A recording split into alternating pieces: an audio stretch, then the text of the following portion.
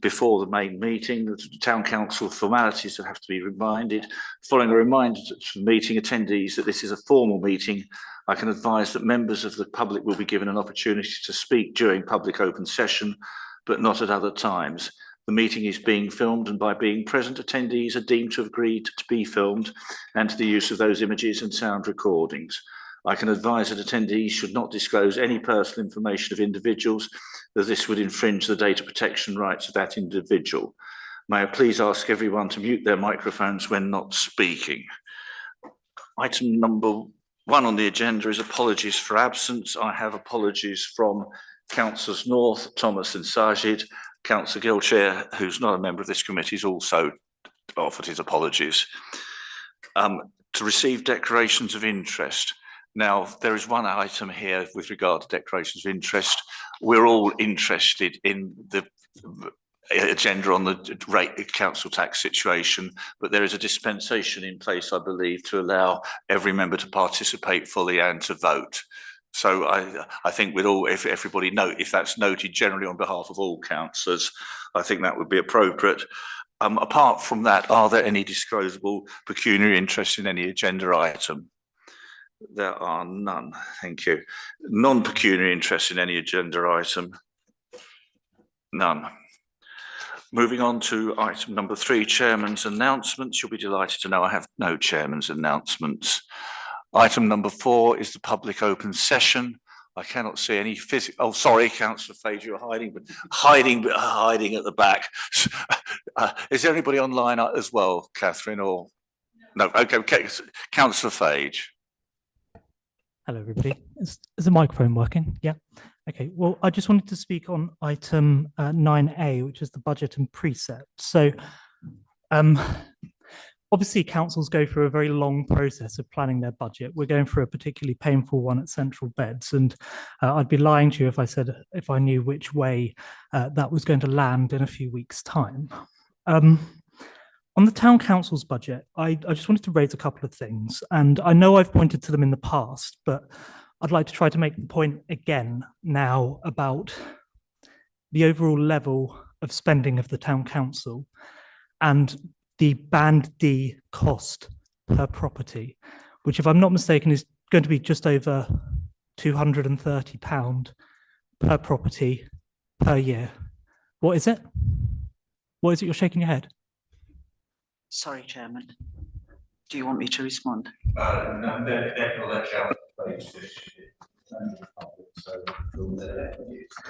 Okay, if those figures have been revised, then I look forward to stand corrected. But if I'm not mistaken, we're looking at, yes, there it is, option 3, page 12 of your pack, a 13% precept increase of £231 per Band D property. So what I wanted to come and talk about is what £230 means to some households. Now, it doesn't mean very much to my household because I live on my own and I have quite a good job in London. But there are people who, let's say, work at Co-op or one of the sort of heavy industries, if you like, on Stratton Business Park, who will be earning perhaps about £27,000 a year. Their daily pay, pre-tax, is £104-ish. If you earn £27,000 a year, your pre-tax pay is £104. So this council now is already taking 2 days' pay off of someone on £27,000. If this were to go through the 13% precept increase, you're now well above 2 days' pay. 2 days' pay, 2 whole days of someone's work to pay just for the town council. That's before their mortgage, it's before any of their living costs, that's before Central Beds, which we can talk about separately, that's before all the other taxes they pay. 2 days' pay. I think that's quite a depressing milestone, if I'm honest, and I really hope that you can just reflect on that figure, because I know there's a tendency to talk about £26 a year, which is only 50p a week, and I did this when I was a town councillor. You know, you focus on the increment, and I made the mistake of never bringing up the actual number. the total figure, the total amount per household, because that is how people run their finances. And I think that now needs to be factored in. I would just make one last point, Chairman. Back in 2022, when I was Deputy Mayor, we set a budget that I was really proud of. So it was a 7.5% increase. But we actually forced officers to make some savings as part of that budget. Now, I know the budget's been zero-based, but this was rather different. We said, take tens of thousands of pounds out of the organisation, stop doing things that we don't need to do, make that saving first, and then we can look to reinvest those funds. So we actually, at this meeting, made that recommendation to council. It was in January 2022 at F&GP. We intervened as this committee and made a recommendation to council, which was carried. It was an unbalanced budget. It forced through those savings, but it was a budget that we were really proud of. And those savings, I can confirm, were made easily. So I hope members would just reflect on that. It is not too late to make that kind of proposal this evening. Thank you, Councillor Fage. I'm sure all members have noted those comments, and they'll be brought out in the debate or otherwise as members feel appropriate. But thank you for attending and putting forward those viewpoints. Right, moving on to the next item on the agenda is invited speaker. There is no invited speaker. Item 6 is members' questions. Are there any members' questions, please? There are none, so we'll move on to item 7, which is the minutes and recommendations of meetings. And I'll take these page by page. This is for accuracy only.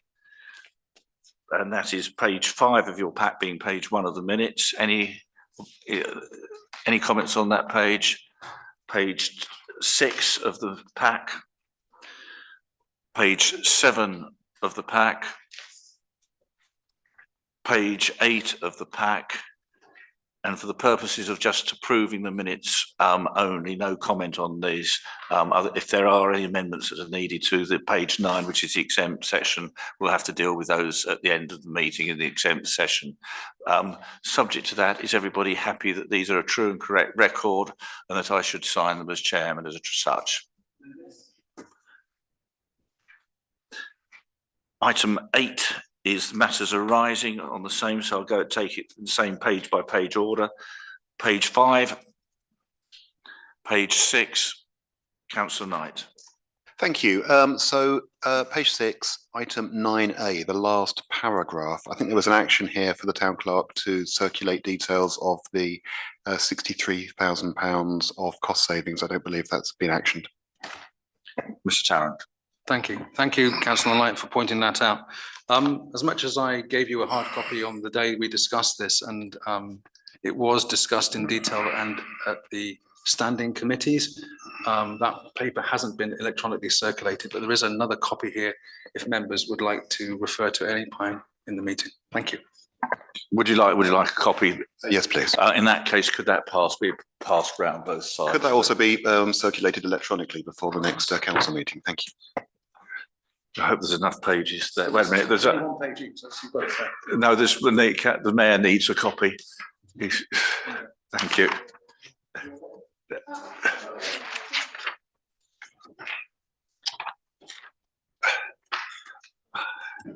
That's noted.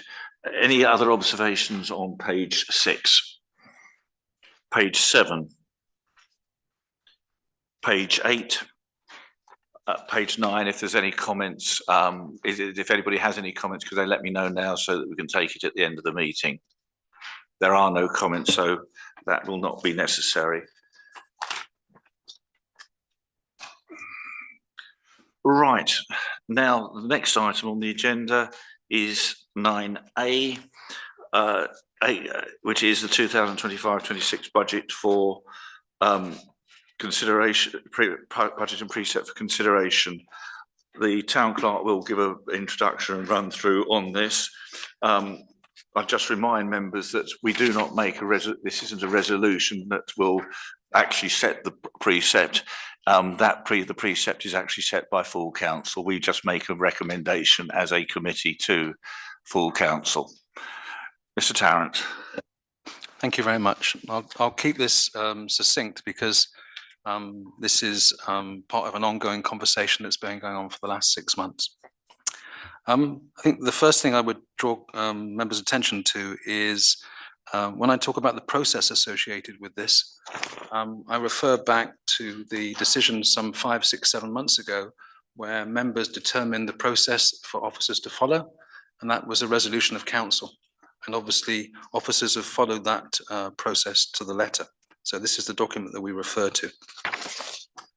When we also look at part of the consultation process, there were individual meetings that took place with representatives of each of the standing committees with a formal agenda and with formal minutes associated with that. And that's obviously an important part of the consultation process. At those meetings, we also shared all of the account codes and went through each of the account codes in detail to ascertain whether or not members present were supportive of the new budget for the new financial year. And I have hard copies here as a point of reference if members would like to look at that again, but you have had it before. And indeed, it's also on SharePoint as a point of reference. If we also reflect about the options that are on the table for members, if we go back to the broad budget setting meeting that took place on the 11th of November, which I'm looking at here, members considered at the time how we should present the information going forward. Members determined at the time, and it's obviously not a resolution of a constituted committee, to take out the 11% option, as they didn't believe it was a credible option, and that wasn't consistent with the public realm operating model at the time. And there were 11 members present for that meeting. So that particular option was taken out. If we could then turn over the page to page 12, the only thing I would highlight and connected to this really is within the recommendation, which was discussed at personnel, is a potential increase in the public realm establishment of 2 posts, and that's defined in option 3. Members will recall the report that went, and I have a further copy here, going back to personnel on the 5th of November, which highlights the context associated with that. One of the things that I wanted to highlight is that obviously public realm is a front-facing, manual-orientated service. And for every task that's completed within public realm, there is a requirement to do a risk assessment. And I brought with me an example of a risk assessment this evening. That has to be completed for every single task. And within that risk assessment, they come to a view about how many operatives are best placed to carry out the activity. So if I give you an example, those activities that are deemed to be completely safe and not requiring 2 operatives are things like white lining, spiking pitches on our football pitches, and indeed litter connection. This is important as part of our health and safety offer. And indeed, we have a partnership with Peninsula, who are an external organisation, who come in and audit our provision to ensure that we're consistent with health and safety legislation and that our operatives are working in a safe environment. Thank you. The other thing I wanted to highlight connected to this particular option, you'll see on page 13 that as part of the consultation exercise, personnel were consulted in regard to whether or not they might be broadly supportive of this opportunity. And they were consulted on the 30th of October, the 5th of November, and the 11th of November. And this report captures their observations at the time. Don't think, Chair, that I have anything further to add. Thank you, Mr. Tarrant. From the chair, I'd just say that I think this has been the most extensive efforts by members of the council and staff to actually get a budget in and scrutinise it in advance of a meeting. And I don't think that it has ever occurred in my time on this council, both in the last century and this. So I think it's actually been an incredibly good exercise. I think we might be able to improve on it, and that will hold a review of that or the next finance meeting or at the beginning of the next finance year, I'm sure, to see how it's worked. But every member of this council, members of this committee and not members of this committee, have had numerous opportunities to comment and go through this, and I hope that will be reflected in any decisions that may be made. But having said that, I'd like to thank the officers for their time and their efforts in actually putting forward a precept. Councillor Russell, do you wish to speak? I'm now about to open it up for discussion, but I thought it's important to thank the officers and staff for the efforts that they've actually put in, and indeed members because there's been a considerable amount of time in getting to this stage. Thank you, Chairman. Well, I'm going to propose that formally that we agree the 5 recommendations in the officers' report, and that is income and expenditure of 2,129,818, and option 3 in the papers, which is an annual increase of 13% for Band D, £26.68 a year, 51 pence a week. It's not the increase that many of us would want, but over half is down to factors outside the council's control. The impact of the employer's national insurance increases, salary awards which are negotiated nationally, and a pension contribution of 26.8%, which is required by the Bedfordshire Local Government Pension Fund. These increases, together with the unbudgeted amounts for planning and football pitches, of which more later, require an increase of 7.5% before we go any further. The rest of the proposed budget, as has already been said, has been the result of months of work, and there have been many opportunities for councillors to discuss and question detailed aspects of the budget. And as we've now had the paper circulated, but £63,000 has been saved over the budget from last year on standard items. So the budget before us is also zero-based, so every line has been examined for accuracy and possible savings. A lot of work has been done on benchmarking of costs and charges to ensure that the town council is reasonably in conformity with similar councils. The level of the general reserve is in line with statutory requirements and good practice for town councils. And we've made good progress with the upgrade of our play areas, and the PWLB loan will enable us to complete this good work. Tonight's decision is a decision in principle. There is a process to go through, and council will make a final decision on any PWLB loan at a later date. And I think we should also note that the council has had success with applying for grants, receiving 174,000 to support our budget. It makes sense to build up our own capital reserve so that we can avoid any future PWLB loans and be able to use our own resources. Option 3 allows the recruitment of 2 further public realm operatives. All our play areas will soon be to a good standard, and we now have skills within the public realm team to properly maintain the equipment to prolong its life. So we won't be looking at replacing it quite as soon as we have done this time. We also now have the in-house capability to do PAT testing, thus saving on the costs of an external electrician. And the next step that the public realm team want to do is to improve skills in tree surgery, where we currently need external help for some tasks. All this will save money in the future. And the 2 operatives have been already referred to.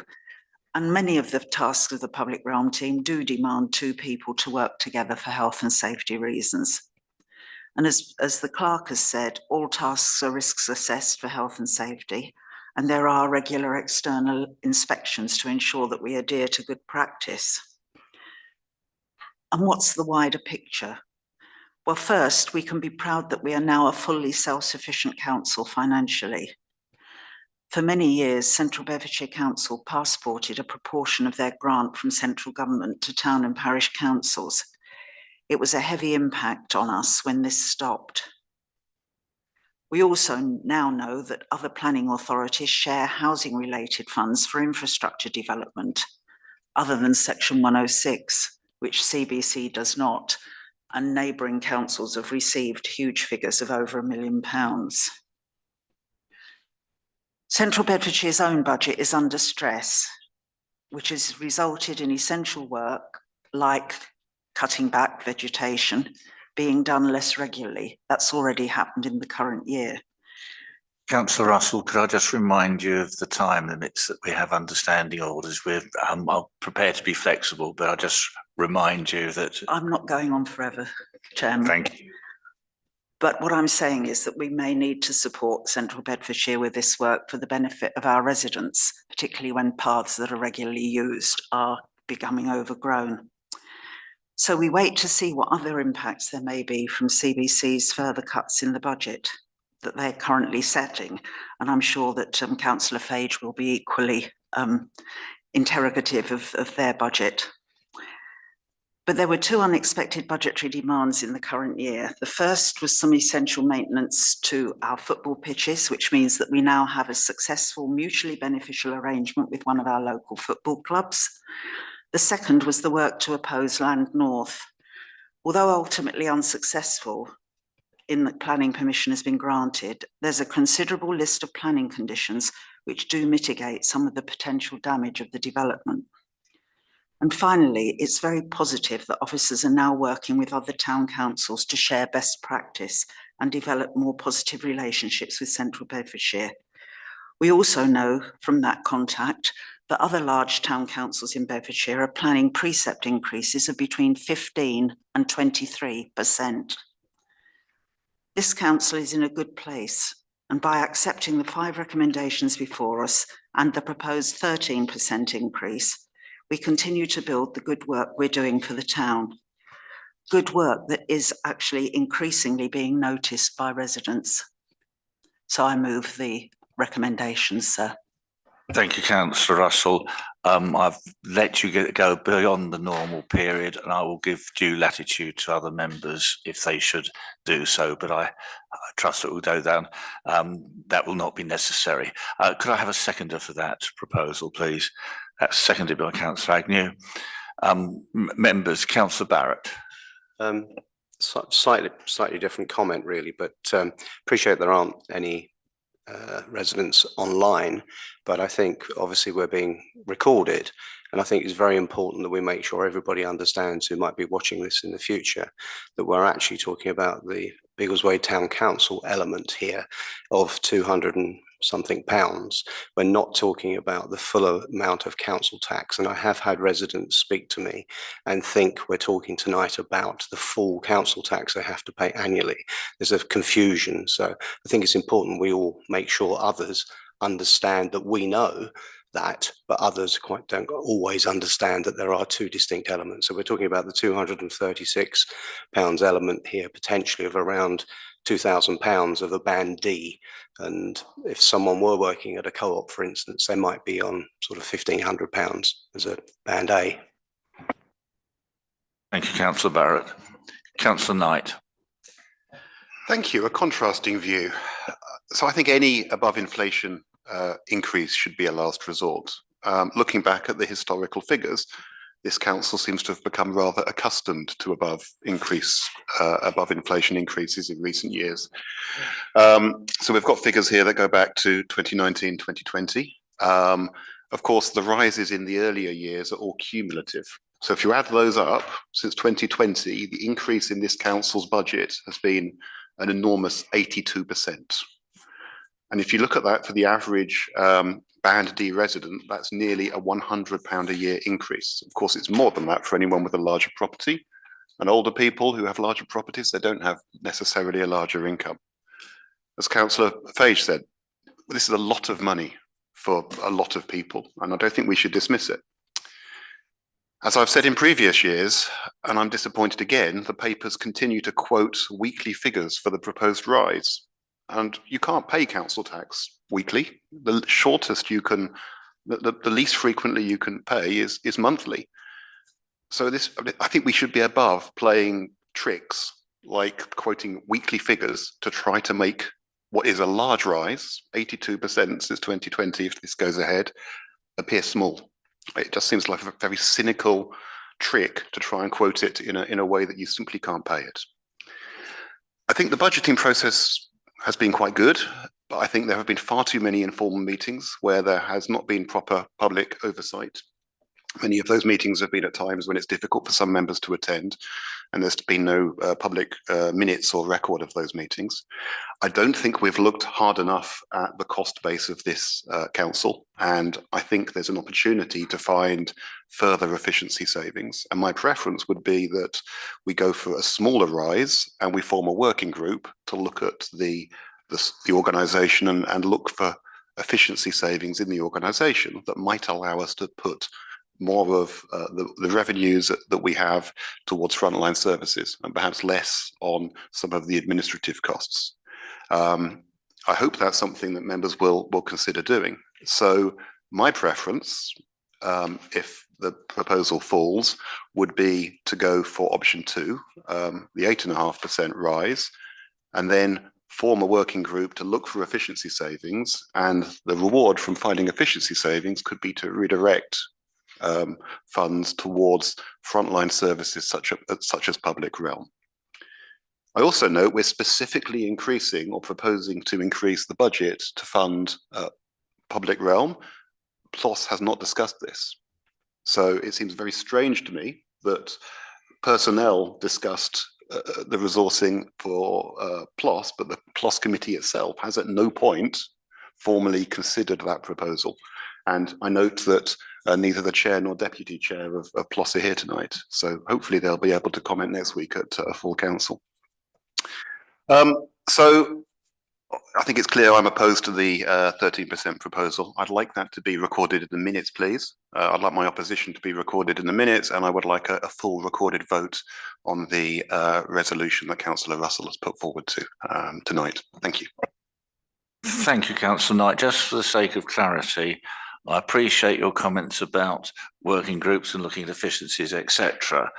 I would have hoped that this could have been raised earlier, but we have to set the precept next week.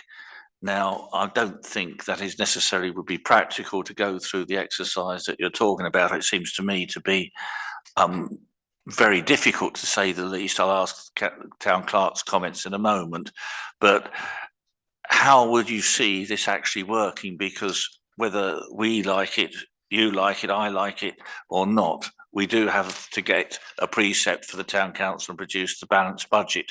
So I'm a bit lost at the idea of what you're proposing at the moment as to the practicalities.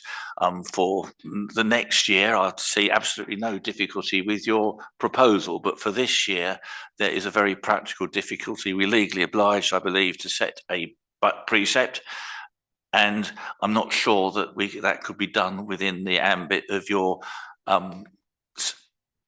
constructive suggestions about the review. May I respond then, please, very briefly? So we're in January.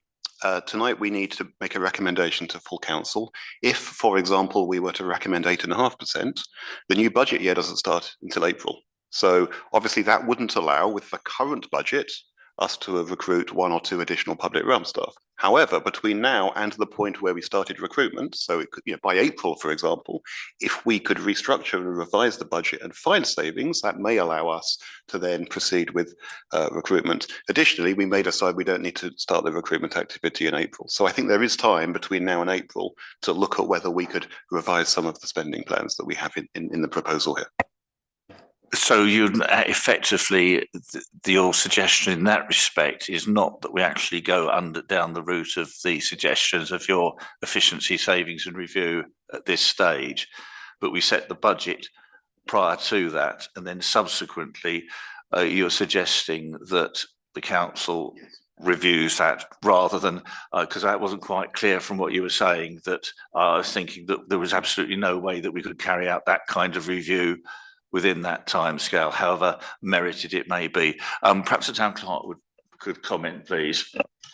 Yeah, I mean, I'll keep this short. I perfectly understand Councillor Knight's logic, and I understand the suggested different process.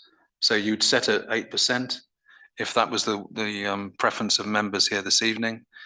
You then move forward, you'd conduct a review, you'd understand where any additional cost reductions over and above the 60,000 that's already been found, and then you try and source it that way, if that could be found. So the logic and process is clear to me. I understand that part. Thank you. I know Councillor Russell wishes to come back as proposed. Thank you, yes.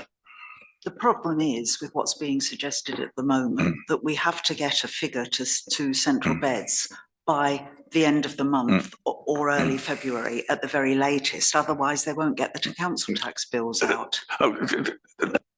Thank you for that point of order. I think I'd raised that issue, and I think I had hoped that Councillor Knight had clarified it, because that was my particular concern, is that we need to have a recommendation to put to council for the precept for next week.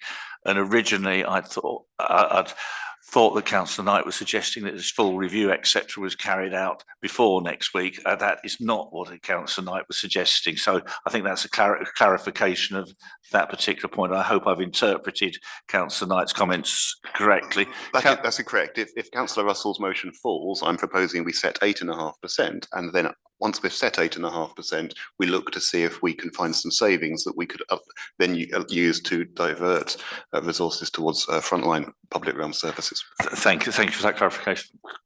We'll keep this to 30 seconds. So just for absolute clarity, in our conversation 6 months ago with financial planning in CBC, and built into the process that you've all agreed many months ago, they have accepted that they will receive a delayed notification of our precept by 3 days.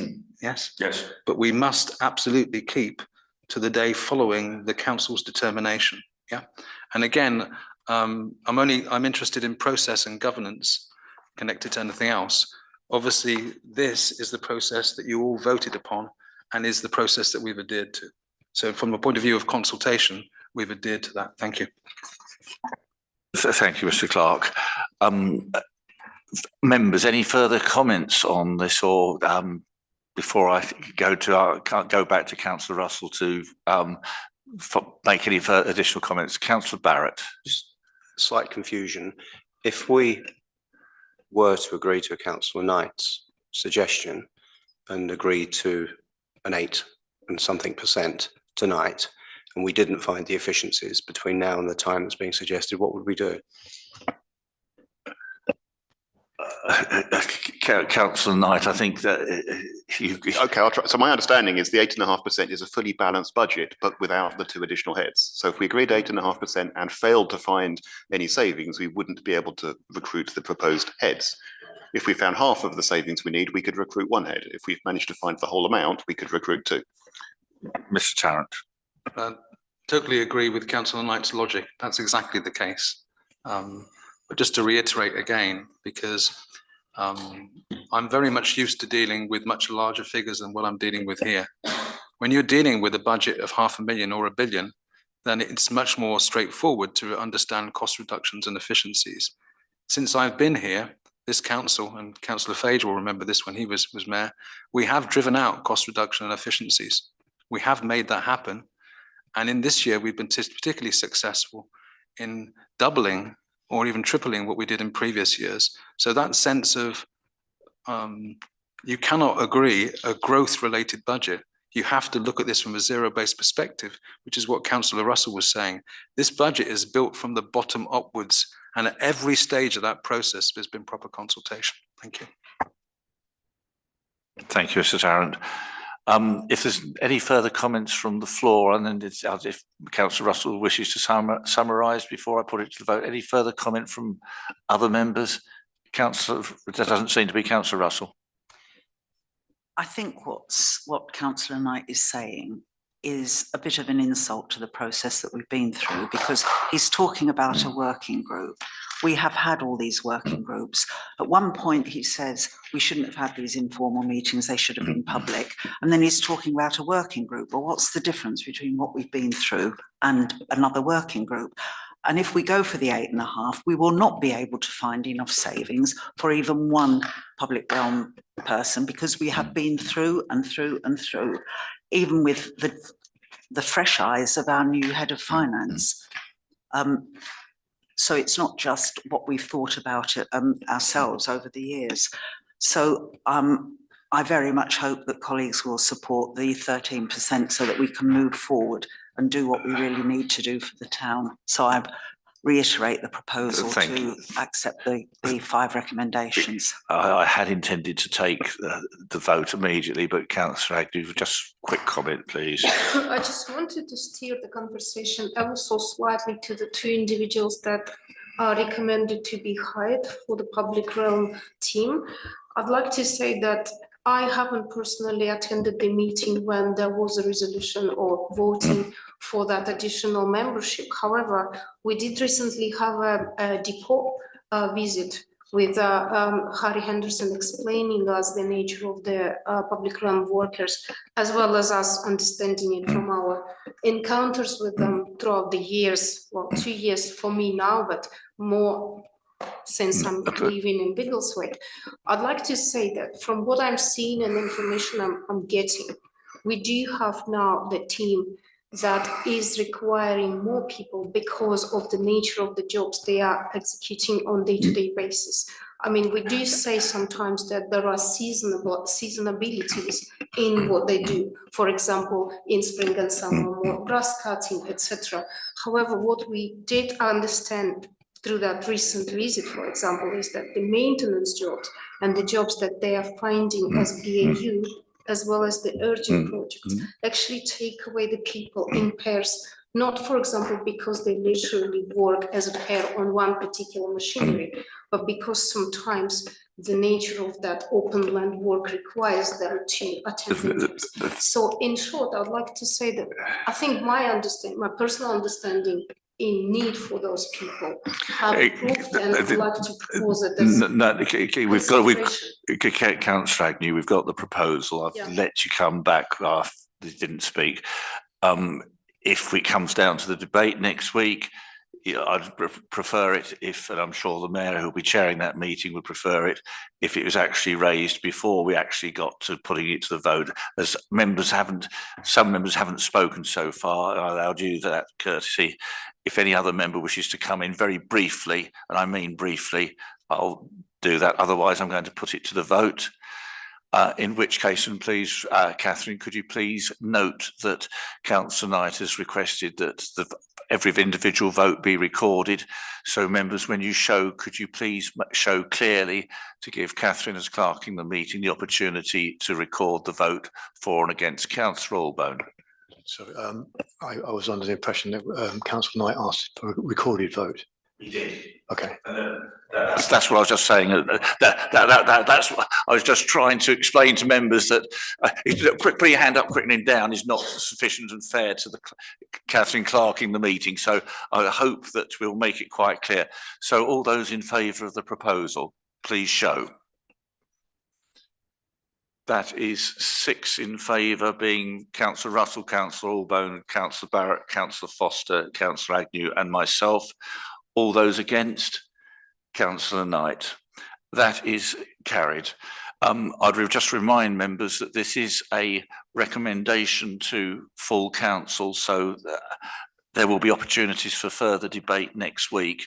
What I would ask, out of respect for officers, members and indeed the general public, if proposals are being forthcoming and need to be considered, that the clerk be advised well in advance of the meeting, so that due consideration can be given to those, and also that the mayor, as he'll be chairing that meeting, could be aware of the issues that might arise, as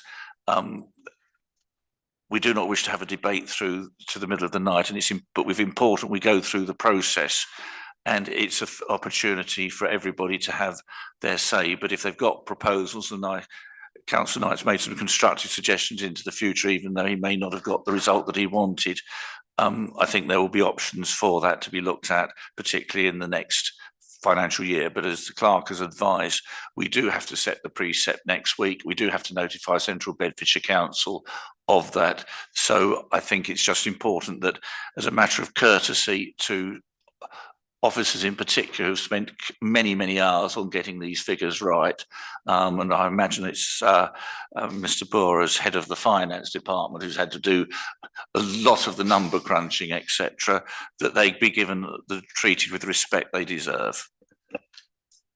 Councillor Barrett. Can I just also make the point that even though we've agreed to the 13% here to be taken forward, that the efficiencies argument that's being put forward doesn't stop as a result of us doing that. We will still be, as a council and officers, will still be looking for efficiencies ongoing through 25, 26, 24, 25, 26. And in that respect, I'm sure officers would appreciate the comments of members as to how they believe those efficiencies could be achieved, as indeed with the members of the public who will benefit if we can achieve them. Right, that's that item done. Thank you very much for all your comments there, members. Item 10 is items for consideration, the quarterly bank reconciliation, which is before you. And if I just move forward. Right.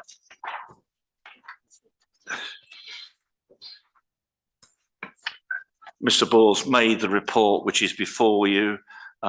It's the recommendation that members note the report. Are there any questions, or would it be your wish that it be noted? If all members are agreed, that thank you very much, that be noted. Right, item 13, public open session. Catherine, is there anybody online at the moment who wants to speak? Councillor Fage, I'm sure, will wish to come back to us.